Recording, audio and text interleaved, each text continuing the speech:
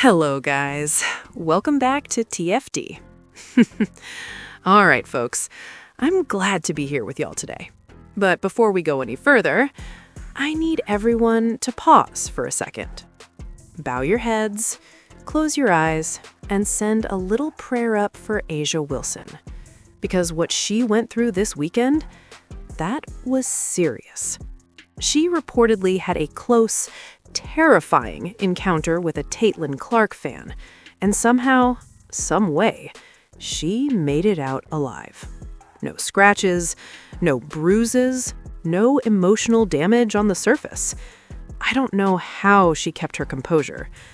I don't know how she escaped without chaos breaking loose. But one thing's clear: Asia Wilson is a survivor. She saw danger and lived to tell the tale. Yes, Asia Wilson is out here doing what she always does, supporting her boo, Bam Adebayo, the same guy she trains with in the off-season. And let's be clear, Bam isn't teaching Asia anything. It's the other way around. Asia's like, nah, Bam, you gotta hit the jab step like this. You gotta step back like that. And when you're in the post, reach, hook, and finish strong. That's real coaching right there. But then things get interesting. Suddenly, Asia Wilson finds herself face to face, yeah, you can see it, just one seat away from a Caitlin Clark fan in the wild. You know her heart skipped a beat. You know she's thinking, is this about to turn into something? Indiana energy in the building, tension in the air. But watch this closely. Asia stays calm, stays composed, acts grown, mature, and disciplined. No irrational reactions, just poise, just professionalism. That's leadership.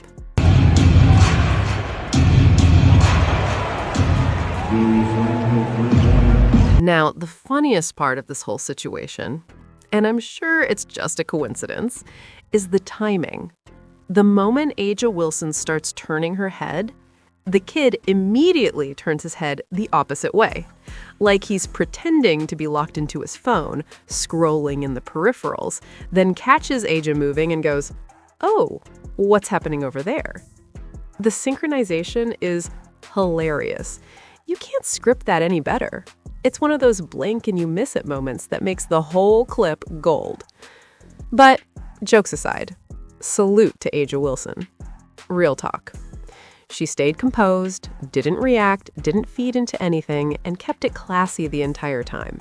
That's professionalism. That's maturity. Respect where it's due. As we all know, she previously admitted, during an ESPN interview, that she genuinely dreaded going to Indiana and felt uneasy about being there. Said, "The WNBA has taken off the past few years, but it's weird to see it this year. It feels like a lot of black women in the league have been criticized. Has that been a downer?" It really has, in my sense, because it feels like it's not like we're timid, but it's like you don't want us to do stuff. You just don't want to hear the noise. It strips us from the genuine happiness and pureness and love of the game. Just like, I don't even want to go down this road. I know it's going to be some idiotic person that's going to talk crazy, and then I have to continue to take the high road. That gets exhausting. That's something that I've really seen this year that I've never seen before. It's just like damned if you do, damned if you don't. And you constantly have to live in that life for 4 months. And over time, it's just, I dreaded being in Indiana, not because it was like the city or nothing. It was just like, I just don't want no shit to pop off. So the moment she sat down next to this kid, you know her mind started racing. She probably thought something was about to pop off. A little nervous, a little uneasy, seeing what she might have viewed as an op sitting just 2 seats away. But she held her composure and kept it together. And you already know what else was running through her head. This moment didn't happen in a vacuum. It came right on the heels of that article. Yeah, that one. The same time a young fan walked up to Aaliyah Boston and said, "Hey, can you pass along a message to Asia for me? Tell her to stay out of Indy or shit's gonna pop off."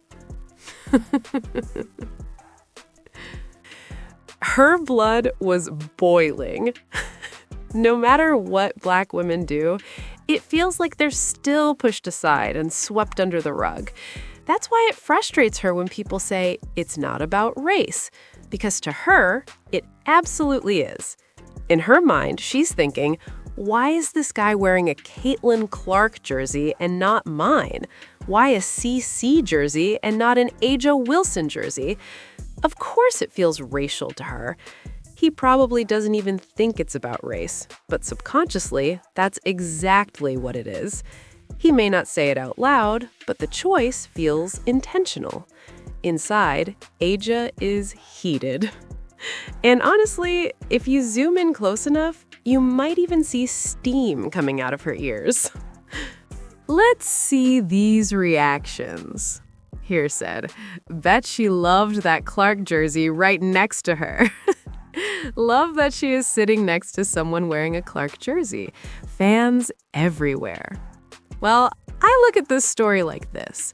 When Clark and her team wins a championship, and it's because of something special, well then and only then will she be a half the player as Aja Wilson. Okay. From anywhere, Caitlin Clark jersey spotted. The person next to her has a Caitlin Clark jersey. I like that. We see you when you're sleeping, we know when you're awake, from anywhere. Just haunting those so-called anti-Caitlin Clark eyes everywhere they go. Aja Wilson, man. And of course, we're joking here, having a little fun, but on a serious note, you hate to see Aja Wilson even have to deal with something like this. You hate to see her put in that position. Sitting next to a Caitlin Clark fan, especially in that arena, had to feel uncomfortable, maybe even overwhelming for her, considering everything she's been through over the last 2 or 3 years. This moment was a test, plain and simple, and she passed it with flying colors. You've got to respect that. No hate, give credit where it's due. Here said, CCFC follows you everywhere, even where you don't want it to. We show up. Yeah, man. Here said, love seeing that Caitlin Clark jersey at a Heat game. Yeah, man. Caitlin jersey right next to her. OMG. That must be her little sister with the CC jersey. Here said, can't shake CCFC.